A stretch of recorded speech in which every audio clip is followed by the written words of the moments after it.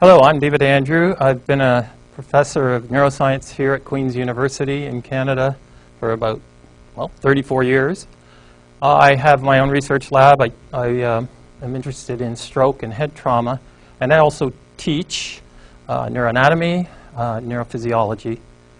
And today I'd like to talk about the way our brain seems to be wired for God and country. So this is not a talk that is looking to trash religion. Rather, I'll try to outline why our brain wants to use religious explanations to make sense of the world, even though some of those explanations are improbable. So starting off here with a quote by Chris Hedges, who's a writer. The worst suffering in human history has been carried out by those who preach grand utopian visions, those who seek to implant by force their narrow particular version of goodness. And this is true for all doctrines of personal salvation, from Christianity to ethnic nationalism, to communism, to fascism. Okay, so what we're talking about is ideology. So the characteristics we acquired for tribalism over the last 1.5 million years supported the development of religious behavior, which has developed only over the last 50,000 years or so. Ethnic nationalism, on the other hand, has only been developed in the last 5,000 years or so as cities and states and empires have formed. So it's important to note that religion preceded city-states and countries by many thousands of years. And it's likely that religious behavior formed a basis for ethnic nationalism, this group of people that share language, faith, and ancestry. So I'm arguing that our brain defaults to these forms of groupthink, but why does it default? So religion has been used for eons to explain why we're here and how the world works. And I'm going to stress 3 points in this talk. First, as we've evolved, religious humans possessed a powerful selective advantage over non-religious competitors. So as a result of this evolutionary selection, our brain's natural default is to believe improbable things that nevertheless will bind us to the tribe because we all have this same groupthink. And it's difficult to override such inherent beliefs. And one pervasive belief that I'll talk about is dualism, the idea that our mind and brain are separate. And we'll get to that later in the talk. So how old is religion? Well, it's been argued that maybe it's as old as 300,000 years based on artifacts that have been found. But that's controversial. Most archaeologists and other scientists recognize that religion is about 50,000 years old. And this is because we've found icons in different burial sites. Examples of the Lion Man in Germany, made from a mastodon tusk, about 40,000 years old. Venus figurines found throughout Europe, as far east as eastern Russia. Cave paintings from France, and elaborate burial rituals seen in Sungur, which is also in Russia. So these are skeletons that are decorated with ivory beads. So I'm going to try and do the history of religion in 5 minutes, not an easy task. But we have a time scale at the bottom dating back 2 million years up to the present. And you can see in the red that we have undergone periods of foraging, scavenging, hunting, agriculture, and our hunter-gatherers put here kind of arbitrarily at 1.5 million years. And we actually became the species we are now, Homo sapiens, at about 500,000 years ago. Homo sapiens. Religion, as I showed on the previous slide, developed definitely 50,000 years ago. And you can see that city-states didn't really develop until about 5,000 years ago, or even start to. And the modern religions are really recent arrivals on this very large time scale. So it's important to note settled agriculture because, as we'll see on the next slide, it was settled agriculture that gave us enough food when we were hunter-gatherers to increase our population density. So you can see here that tribes became towns, became city-states and empires, but it was really settled agriculture about 10,000 years ago that allowed for greater nutrition, and then formation of towns gave better shelter, meaning an increased lifespan for the human population. And as a result, our population density went up. So changes in conflict also occurred. We, as our population density went up, our lifespan increased, we ended up with expendable males, and also an increase in our battle technology. So we went from a state of kind of threat and bluster as hunter-gatherers, where we didn't want to sacrifice males in a tribe that may only have 10 or 12 males, to a point where we had expendable males that we could sacrifice in mass warfare.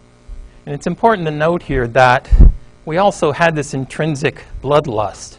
We killed animals, we celebrated when we did because it meant our families would be fed. And so one could see how we might be prone to mass warfare if we could sacrifice males. So with that increase in mass warfare, we went from kind of a social behavior that involved kin selection and altruism in a small tribe to a point where we had increased population density, so a much more interaction between people in a tighter place, so much more complex cooperation, and as a result, more laws. And we had this mass warfare rationale. So we went from a state where we'd be highly hesitant to send our young males out to battle in a hunter-gatherer situation to a point where they were expendable and we could send them out and perhaps have them killed in the name of God and empire.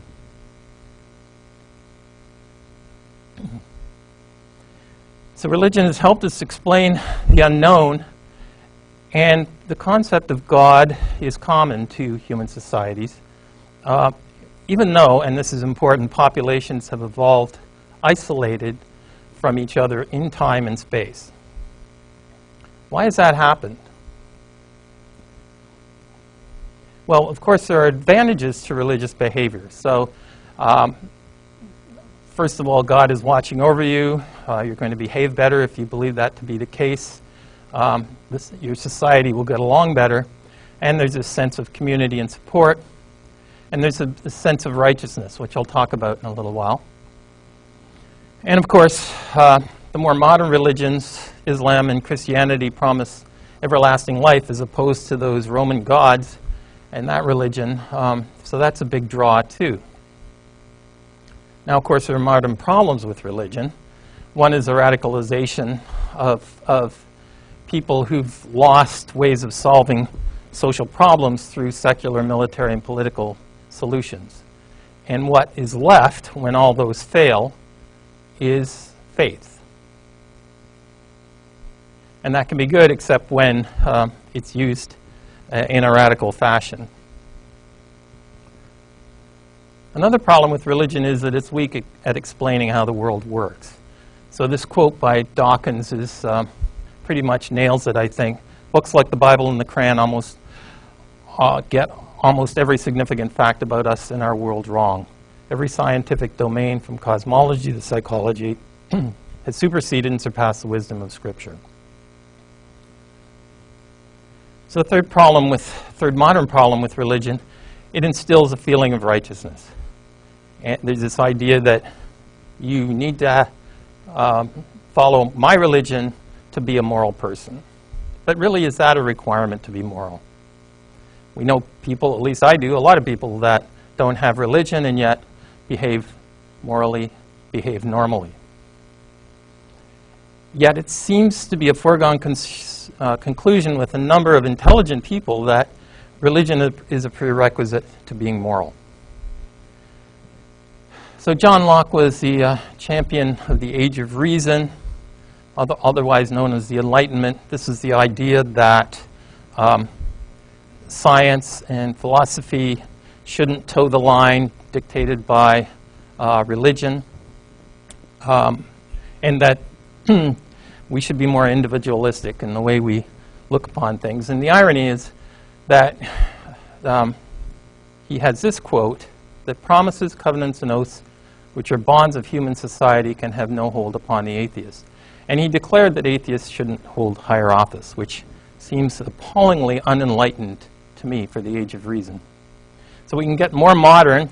So Conrad Black, who's certainly no intellectual, but is a reasonably smart person, says essentially the same thing. That without some notion of a divine intelligence and its influence on the culture of the world through various religions, there's no serious ethical concepts. So he's representing the far right, and here we have someone on the far left who essentially believes the same thing. Chris Hedges is a Pulitzer Prize writer, Pulitzer Prize winning writer, and presumably a relatively intelligent person. But he feels that because we're selling out to the corporations and organized religion, we are losing our individual morality. And he is a religious person. So is religion a requirement to be moral? Well, primates show rudimentary signs of decision-making, moral decision-making, and it's important in these studies to distinguish between the monkey just practicing kin selection, so being altruistic to its kin, and actual morality. So that gets tricky. But toddlers show some types of early moral decision-making. And countries like Scandinavia that has a high percentage of atheists has a very low crime rate. And while religious people report being more altruistic, when you look under laboratory conditions, they really aren't so. Now, there is some debate. There's some studies that argue they are slightly more altruistic than non-religious people, but it doesn't seem to be dramatic. So is religion required to be moral? And if that's the case, then there should be more atheists in prison than out. And there are not. In Canada, both populations, both inside and out prison, are about 30%. 30% people claim to be atheists. In the U.S., it's about the same. But if we look at the second line there, it turns out that there's about 1/10 the number of atheists in prison as there is outside prison. But that may be because they don't want to claim they're atheists because they'll get beat up or whatever. So there doesn't seem to be indication that being religious means that you're a moral person. So why are we religious in the first place? So this is my explanation anyway. As we evolved, the world remained a mysterious and dangerous place. And our greatest strength was our inquiring mind, but we had few facts about how the world worked. Why was there night and day, the seasons, animal migration, and we fashioned stories to try to understand. And because as a species we're good at creating things, we assume that somebody must have created the world. And to do that, the creator would have to be, of course, all-knowing and all-powerful. And he could then tell us where we came from, why we're here, what's right and wrong, and the key to everlasting life if you pick the right religion. And this follows because the creator must have existed forever. So because the creator was so clearly elevated from us, we created what I'd call people gods as intermediaries. So Buddha, Christ, Mary, Mohammed, Ron Hubbard if you're a Scientologist, Joseph Smith if you're a Methodist. And then below them were the local priests, medicine man, etc.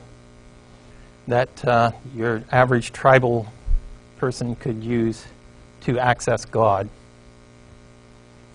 So this concept of a deity with a hierarchy of sanctified underlings is found throughout human society, even though, as I said before, societies have evolved isolated quite often from each other in time and space. So being religious is an innate trait that's become part of our brain circuitry. And if that's true, then if we're wired for some sort of religion, then there had to be evolutionary pressure for that selection. And in other words, we had a survival advantage if we were religious. So just before I talk about survival advantage, I want to argue that our brain was really primed for religious thought because it already excelled at 5 different things. The first was trying to explain the unknown, which humans are amazingly good at. So the idea is to, by understanding a situation, fear is reduced and one can get on with their lives. We're also utilitarian. We think there's a purpose for everything. We can turn a branch into a spear. We can turn some rock into a way of lighting fire. So everything has a purpose, and presumably we do too. We're here for a reason. We must be part of some big plan. And our brain loves hierarchy.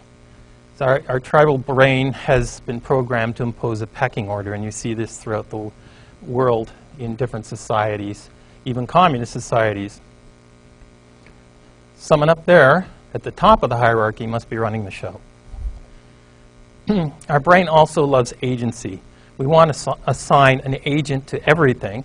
So is the moving grass caused by a predator or the wind? It's safer to default to the predator. We think that everything we see in nature is caused by some agent. And then it's experience that we've all had of what I would call entering the spirit world, where it's not just our experience, but our ancestors' experience too, was dreaming. So we entered this kind of mystical world.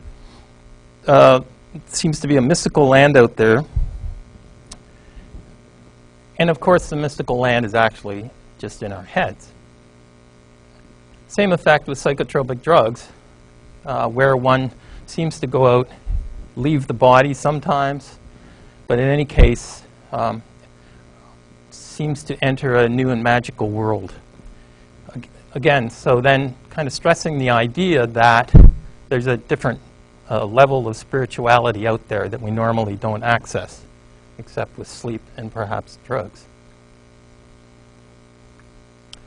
Okay, here's the meat of my argument. Being religious has a selective advantage for survival. So being part of a group trumps being rational. The idea is that arguing for a god, if you're say a chief in a tribe and you're arguing for a god for your tribe, it's more about overcoming the opposing views than actually coming up with a factual explanation of God and how the world works. The advantage is that the tribe ends up united and perhaps will be rewarded in the afterlife. And of course, it's always easier to be part of a sect than to be an outcast in a tribe.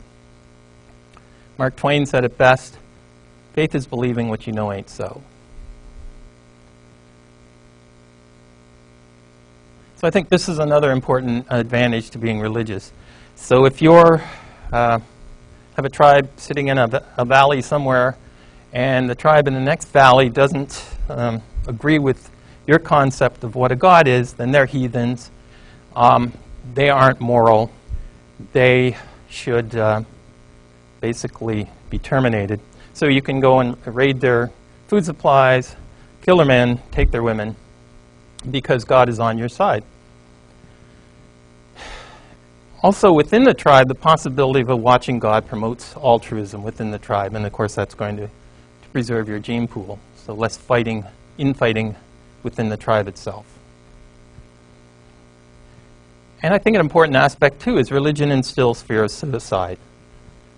So, you know, even though we hunter-gatherers live to only be about 28 years old, and that doesn't even include infant mortality, and even though life could be grim and desperate, there's a point where you can imagine a point where people would just rather jump off a cliff than keep going. But if you have religion and you're told that you're going to be rewarded in the afterlife if you don't kill yourself, then you keep struggling on and maybe reproduce. Get your genes into the gene pool.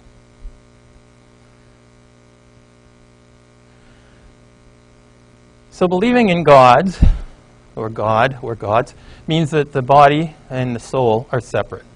They're existing on two different planes, and that formal term is called dualism. The mind and brain are separate entities. Kind of a basis for most religion, or all religion, just about. So, dualism was formalized by René Descartes, and he stated that mechanical laws explain movements in three-dimensional space, but the mind does not occupy space, so other laws must explain its non-spatial workings. Interesting. So the mind and brain must be separate entities. So I put this little diagram in here, kind of representing that idea. But here's a diagram actually drawn by Descartes himself. And the idea here is that the person is looking out in this visual world and sees different points, A, B, C. And that visual information is entering the eyes and back through the optic nerves and reaching that teardropped object there in the back called the pineal gland. And his idea was that in response to sensory stimulus, for example, visual input, that the pineal gland kind of worked as a valve to control the movement of animal spirits in the nerves. And that would inflate the muscles and cause the arm to move from point A to point B to point A to point C. And that it was this kind of pineal gland, this magical pineal gland, it's a real gland, but he said this was the point where the non-physical mind interacted with the physical brain. There's a big problem with this. He proposes the interface, but doesn't really explain how a non-physical mind interacts with the physical brain.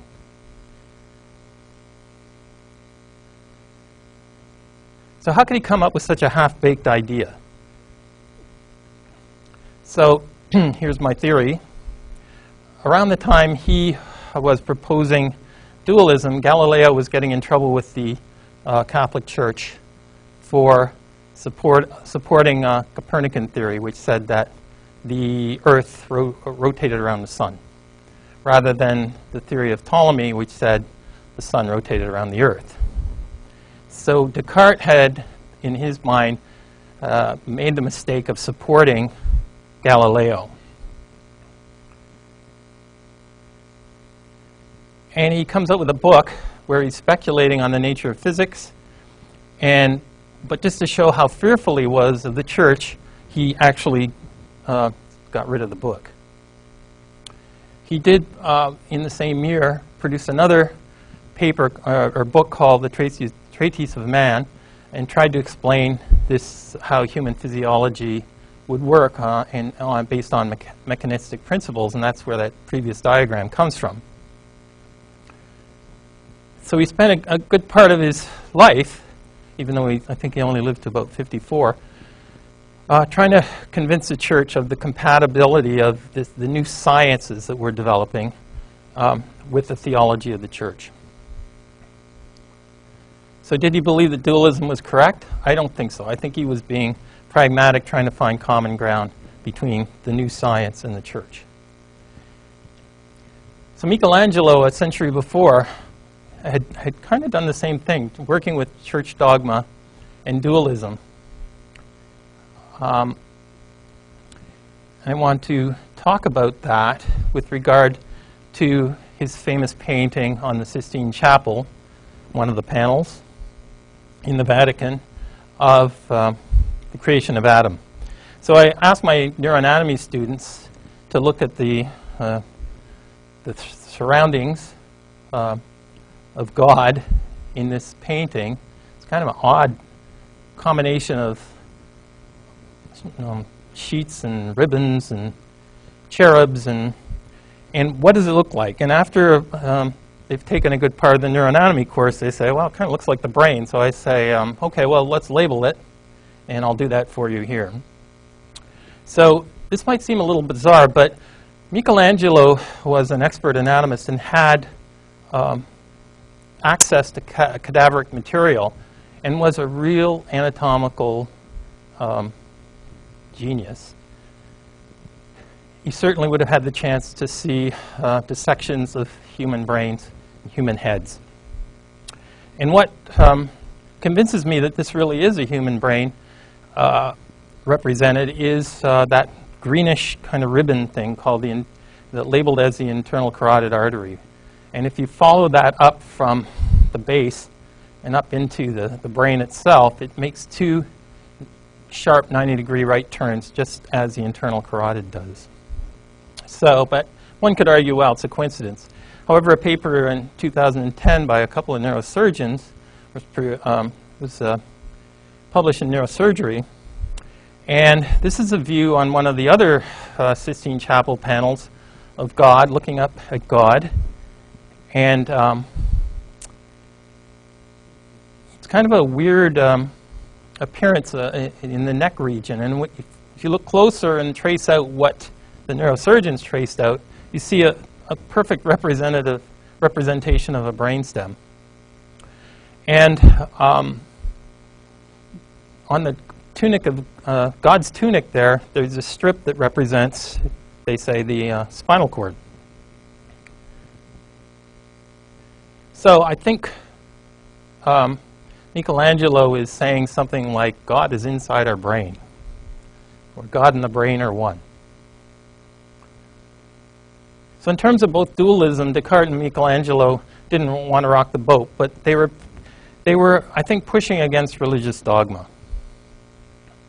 And these days, really, at least scientists are very skeptical of dualism. It's been called the mind-body problem and derided as the ghost in the machine, because we now know that the mind results from the brain's physiochemistry. So the brain is the processor and the mind is the process. Or you could think of the brain is the calculator and the mind is the calculations. They both exist in the physical world. There's no scientific need or evidence for another plane of existence. Now, that's not to say that if heaven was discovered tomorrow and there was good scientific evidence for it, that science would have to do a 180-degree turn and agree that heaven was a real phenomenon. Because that's what science does. It self-corrects, even if it takes a lot of time in some situations. Well, what about that all religion teaches that the soul continues after the brain dies? Well, I can't help but come back to that quote by Dawkins again. And the fact is that there's no credible scientific evidence that a mind can exist without a brain nearby. What about the argument that the mind's too complex just to be a product of the brain?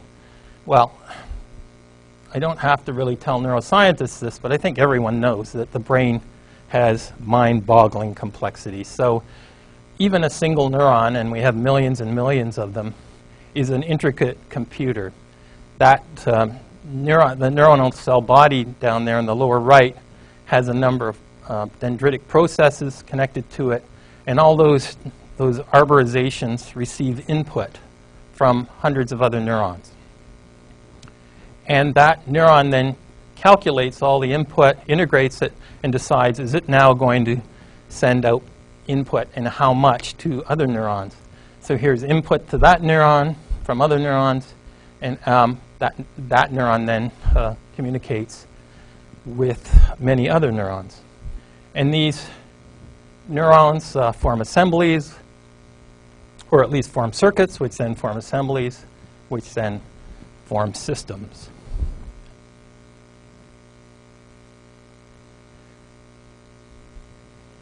So an important aspect of clinical neuroscience is that if the brain is a physiochemical factory, then all disorders are physical problems. All disorders of the brain are physical problems. And that seems lost somewhat on the lay public, as shown by the following study. So in fairness, this is 1990. I think the lay public has become more cognizant of the way the brain works. But it's 1990, 1,000 people in Britain, and they were asked to classify different neurological disorders as a brain disorder, which are the black histograms, or all in the mind, which are the white histograms. And if you see on the upper left, or the upper part of this diagram, that multiple sclerosis, mad cow disease, spinal injury, cerebral palsy, Parkinson's, Alzheimer's, stroke, are all considered by the lay public to be mainly a real brain disorder, whereas schizophrenia, depression, stress, anxiety are thought to be more all in the mind. So I think here the lay public is showing how they think in terms of dualism. These physical problems in the upper half of the diagram are called brain disorders, but problems of thinking are considered just so-called psychological or all in the mind, not really real neurological problems. And of course, they're both dysfunctions in the way the brain works. One could say that the brain disorders, that the so-called physical brain disorders are actually just disorders of tasking, whereas the psychoses listed below are problems with thinking.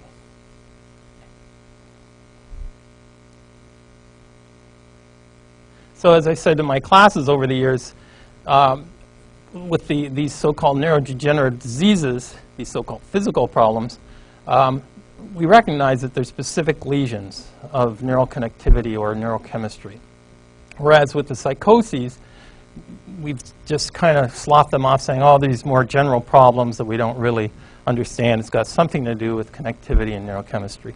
So actually, when I teach that, I'm being a dualist myself, because probably what will happen when we better understand these psychoses is that, like neurological diseases, neurodegenerative diseases, we'll find specific mechanisms.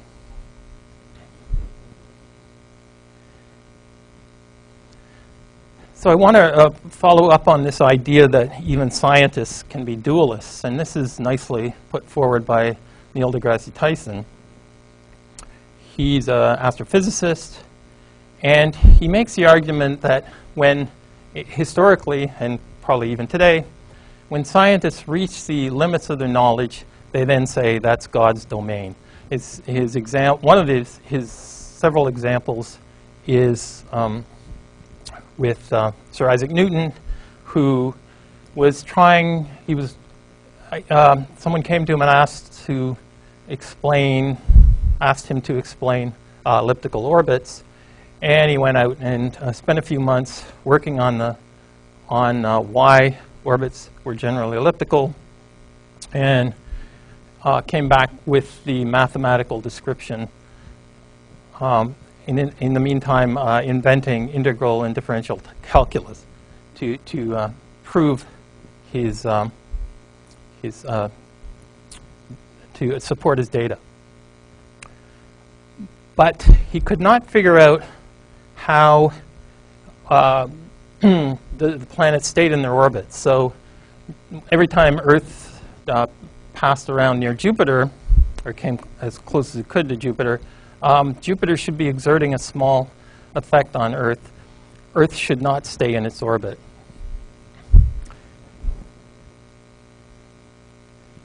And Newton could not explain that. It took Laplace about 120 years later to come up with perturbation theory. And then, of course, when he did, there was a scientific explanation for what Newton had claimed was God's realm. So Tyson says intelligent design is a philosophy of ignorance. And even great scientists, when they reach a point where they cannot explain the world, talk about intelligent design. He also raises this other interesting point, that 85% of National Academy of Scientists, take two,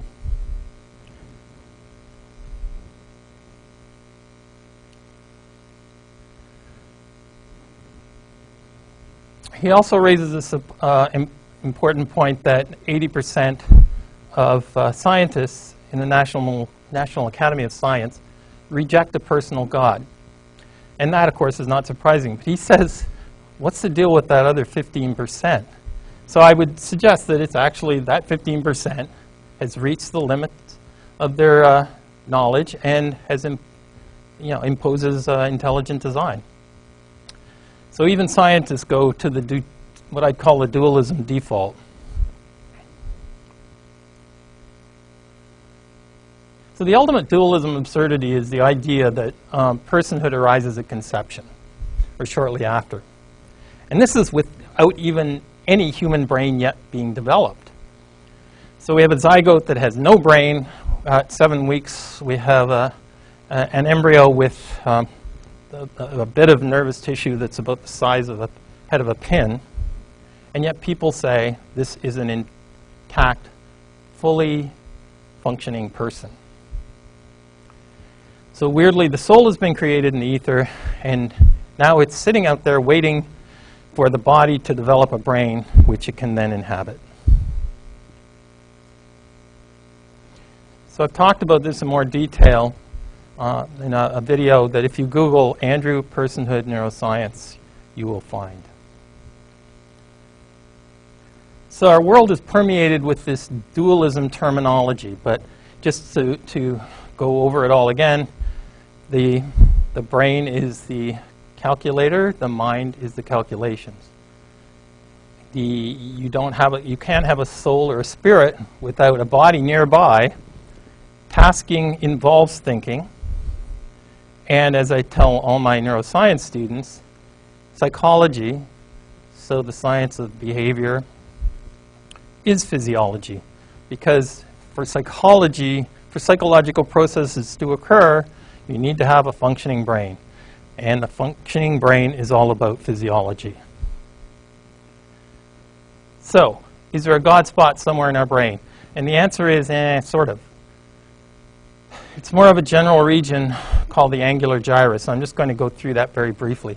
So participants with significant injury to the right parietal lobe, which is that red area, seem to have increased feeling of closeness to a higher power.